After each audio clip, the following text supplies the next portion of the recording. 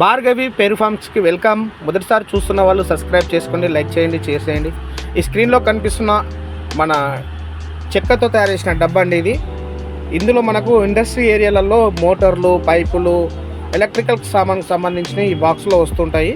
So ఆ బాక్స్లో ఉన్నది వాళ్ళు మోటార్లు కానీ ఏది కానీ అది తీసేసుకున్న తర్వాత ఈ చెక్కలు అనేది పడేస్తూ ఉంటారు ఇండస్ట్రీ ఏరియాలో. ఈ బాక్స్లో ఉన్న 2 చిన్న డబ్బాలు ఉన్నాయి కదా, అందులో యాపిల్ పండ్లు వస్తాయి, అవేనండి షేప్ పండ్లు వస్తాయి కదా.